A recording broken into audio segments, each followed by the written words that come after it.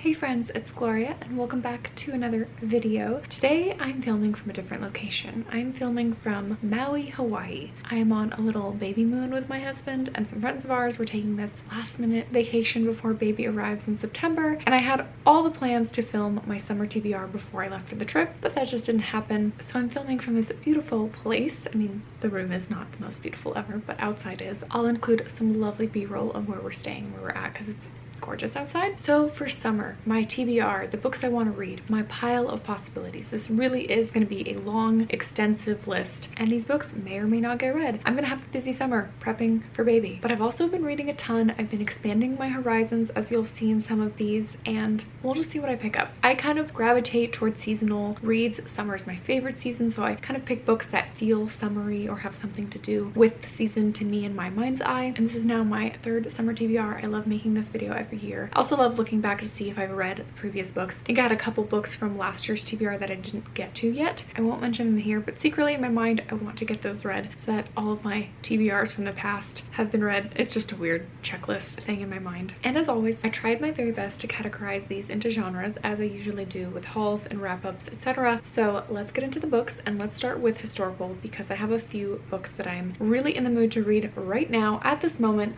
One I'm currently reading and I'm including in this TBR. That is because they're both set in Hawaii. Starting with Hula. This is a historical fiction that I got the advanced listening copy of from Libro FM, which is a audiobook listening program. A referral link is always down below if you're interested in the app, but it's a fantastic app, and this came out I believe last month, but I was saving it to read in Hawaii and I just started it, so I'm not very far in, but I'm already really loving it. I love to pair a book with where I'm at if I'm taking a trip. So the fact that I'm in Hawaii, I'm like, oh my gosh, this is the perfect time to read this kind of story. Like I said, I haven't got too far into it, but from what I can tell, it's part like a collective voice of Hawaiian history, things that happened to this island, colonialization, how there were kings and princesses and families, and those fell to the wayside. Tourism became the thing and ultimately kind of destroyed the island life and community, which is super sad. Makes me feel a little guilty for even being here. And that's paired with the family story about the descendant of a king. She's like a princess set in the 70s, and she's raising a daughter who wants to be a hula dancer, and there's family dynamics at play. It is really interesting to read this book while I'm here, so I'll have my final thoughts on it in my June wrap up. The next one, I don't know if I'll be able to squeeze in while I'm here, but I hope to at least start it while I'm here, and that is Molokai by Alan Brenner. I actually have this book at home. It's been on my radar for a long time to read. Many people really love this duology set in Hawaii, and I currently have the audiobook waiting for me. But what's really cool is from where we're staying at in Kaanapali, you can actually see the island of Molokai offshore, like right outside of our patio. But this is a historical fiction, from my understanding, about a leper community where people were secluded on this island, and I'm sure there's some historical accuracy or relevance to why that story plays out that way. I already know that a lot of disease was brought to the islands, like measles and maybe leprosy, and kind of devastated communities. Very curious about the story. I've heard amazing things, so I really hope to read that soon. Another historical fiction that I'm interested in to read this summer, specifically July, if I can swing it, is America's First Daughter by Stephanie Dre and Laura Kamoy. This is a historical fiction about Patsy Jefferson, which is the oldest daughter of Thomas Jefferson, and I felt like this was a maybe fitting read with 4th of July, independence, American Revolutionary War kind of theme and vibe. I also just want to read more historical fiction that's set during either the American Revolutionary War or the Civil War, just because I really haven't read too much from that time period set in the States, and this one I own at home. The next two books I'll mention I won't dwell too much on. They were on my 23 books I want to read in 2023 list. They're both historical fictions that are set in the US, and they both just give off a big summery feel. I have very high expectations for both of them. The first one, West with Giraffes. This is a book that I got for Christmas, so I'm excited to read it. I don't really know why I'm so drawn to this book. I really haven't seen anyone on BookTube properly review it. Maybe I just missed that, but overall the premise just sounded amazing. It's like part coming of age love story set during the Dust Bowl Great Depression era. Has to do with the San Diego Zoo and the first giraffes that came there during that time period. I don't know, there's just a lot of interesting buzzwords and an interesting time period that, again, I really haven't read too much of, and I just love the cover. I love the theme.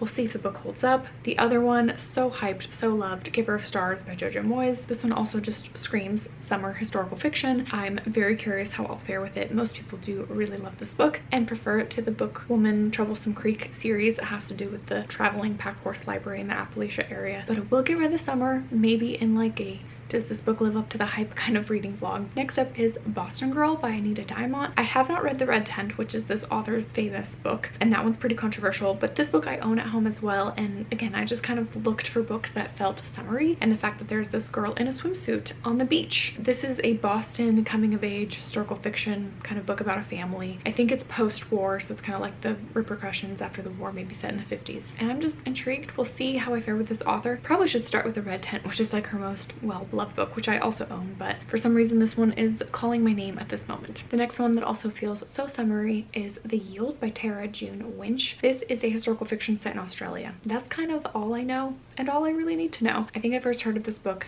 and it was recommended by Roisin's Reading, and it's been on my radar ever since. This next one, In the Time of the Butterflies by Julia Alvarez, is also on my list. I'm pretty sure it was on last year's summer TBR. This is a historical fiction set in the Dominican Republic, another Caribbean island tropical kind of setting. I don't know too many details because I don't like to know too many details, but feels summery as well. The next one is The Island of Sea Women by Lisa C. I read Snowflower and the Secret Fan by this author, and I honestly didn't really love it, so this is kind of like a second chance book for me. This one is about female divers on Jeju Island in South Korea, I believe, during or after World War II. And I believe Lisa C usually tackles female friendship or mother-daughter relationship or sisterhood. There's just always some kind of female relationship dynamics at play, and I think this book is the same way. I've heard wonderful things, so I can't wait to read it. Another book that has C in the title is Beyond That, the Sea by Laura Spence Ash. This is a new release, and I've heard some buzz about it. A few people give it quite high ratings. This one is set during the war, about how a family sends their daughter to the US to get away from Europe while everything goes down. Then there's this may or maybe not reunification with family. I'm not sure about all the details, but it feels like a book to read during the summertime. Slightly pivoting, July is Jane Austen July, and I don't know if I'll be reading Northanger Abbey, which is the group read. It's this month where everyone reads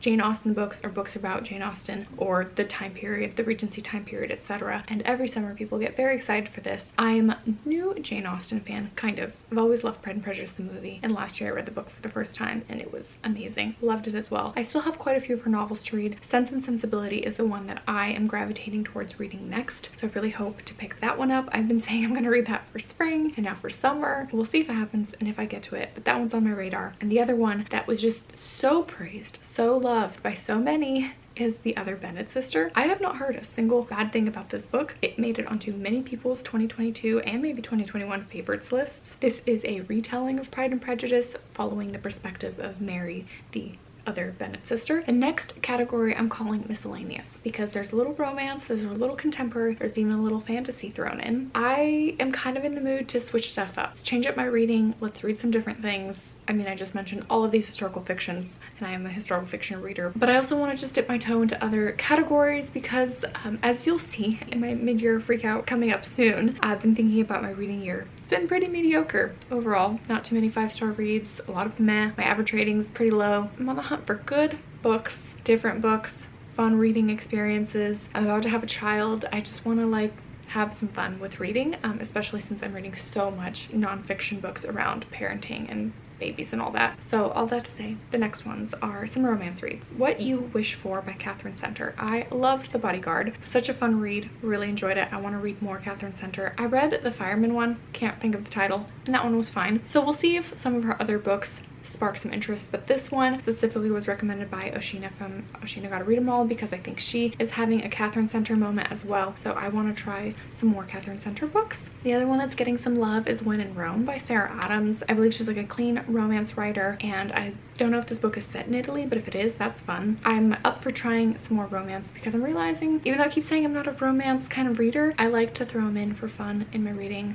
as fun, light, fluffy reads, and we'll see how this one fares. Usually my romance reads are 3 stars, middle of the road, so I'm hunting for the next 4 or 5-star one. A just happy, light, contemporary read, The Last Chance Library by Freya Sampson. This one was recommended by Nyx Reads as just like a fun book to read during the summer. I haven't read too many bookish books set in the library that have to do with bookstores, etc. I've read a few. I work in the library, so that's always fun and really relatable.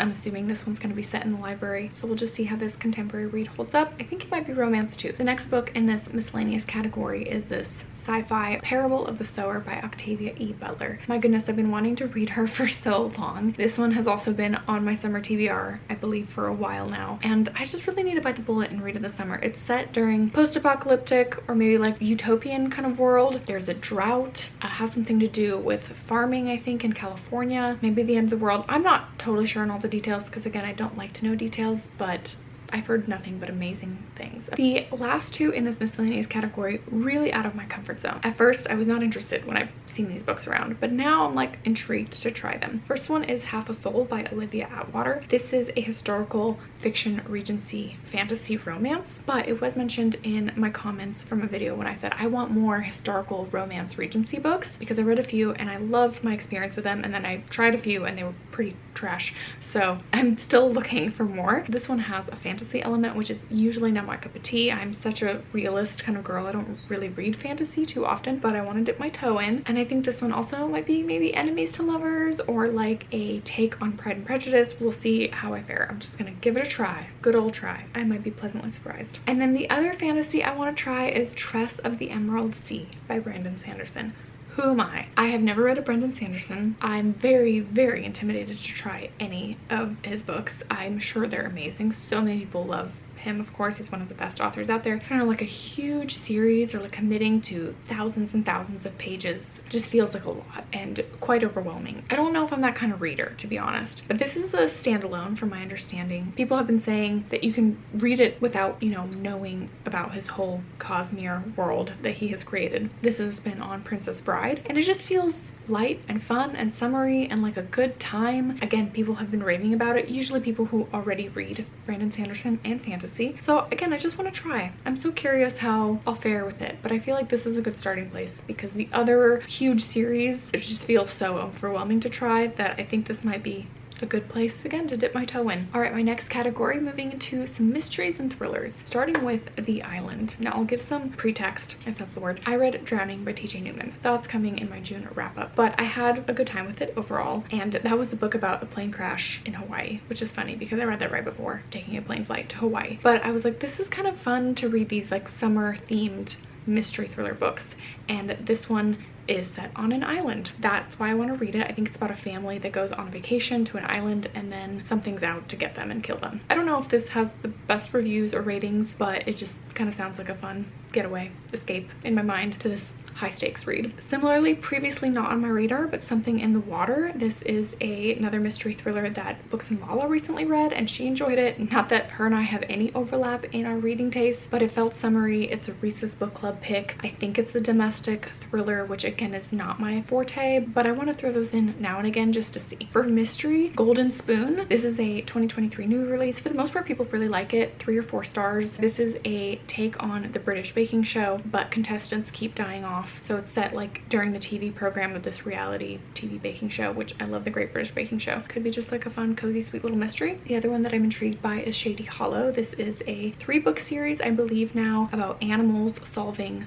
murder mystery crimes in their small little forest community, something along those lines. I don't know if I love animals being the main voice, so that's why I'm again out of my comfort zone for the most part. I'm willing to try it though to be pleasantly surprised. The other one that I'm intrigued by is No Life for a Lady by Hannah Dolby. I believe this is also a new release, and it's set in 1896, and it's like a feministy book about a woman trying to solve a mystery, breaking the rules. I really like the cover, so that's why I mostly picked it up. I have absolutely no idea what else it's about. And then finally in this mystery thriller list is Happiness Falls by Angie Kim. I believe this is a lot more mystery literary fiction, as was her first book, Miracle Creek, which I really enjoyed. It came out several years ago. That was such an interesting read. It made me think a lot, had very unlikable characters, which I usually don't read, so that's kind of the exception to the rule kind of book for me. This book I have on NetGalley, so I got the ARC. I want to read it this summer ahead of its release in August. And this also follows a Korean American family in Virginia, and it has to do with family drama dynamics. I think someone either dies or goes missing, and some sort of mystery unfolds there, as well as relationship dynamics between all of these characters. And that was a very similar reading experience in Miracle Creek, so she's kind of bringing it into this story. And finally, let's end with nonfiction. Like I said, I've been mostly reading baby and parenting books, but I do love nonfiction overall, and I have a few reads that I really want to get to this summer, starting with a library book. This is one that's on my 23 books to get to in 2023, and reading about a fire in California that destroys a library feels like summer would be the time to read it. So this book touches on the mystery behind this fire that happened at this library, whether it was intentional or not. I've heard great things. My Family and Other Animals by Gerald Durrell is a trilogy of books. This is a classic nonfiction, I think on the same lines of James Herriot's All Things Bright and Beautiful, just about a family and animals and their dynamics, and it's set on Greek islands, and I've heard it's cozy and wonderful and just lighthearted and sweet. Another one that has to do with animals is World of Wonders. Spoiler, I'm reading this right now. That should be coming into my June wrap-up, but I'm not too far in. It immediately went on my TBR solely because of this gorgeous, gorgeous cover. I just saw it at the library and I was like, I need to read that. And it's very short. It's a collection of essays. Again, not usually my cup of tea, but I love to read some books about nature. And then ending with An Immense World, another nonfiction that's gotten so much love and praise. There is a huge hold weight on it at the library for both the physical book and the audiobooks. The cover screams BBC nature documentary on Netflix, which I love to watch those. So that is my very large pile of possibilities. So many books on this list, I think much more than any other summer TBR I've made, but like I said, I'm in the mood. We'll see what I pick up, we'll see what happens, and I'm sure you'll hear my thoughts on some of these, probably not all of them, in the summer months as they go by. And as always, please let me know if you've read any of them, what your thoughts were, ones you want to hype up and say, hey, you should read that because you like it, or any other recommendations for summer too that you think could work with some of these books that I've mentioned as well. I'm kind of in like an easily inspired, can be easily peer pressured to read something right now kind of mood, because I feel like someone just needs to say something enough for me to be like, yes, I'm gonna read that next. I'm gonna check it out on Libby and immediately start reading it, because that's kind of happened in June quite a bit. Anyways, thank you all so much for watching, for being here, and I will see you guys in another video soon. Bye.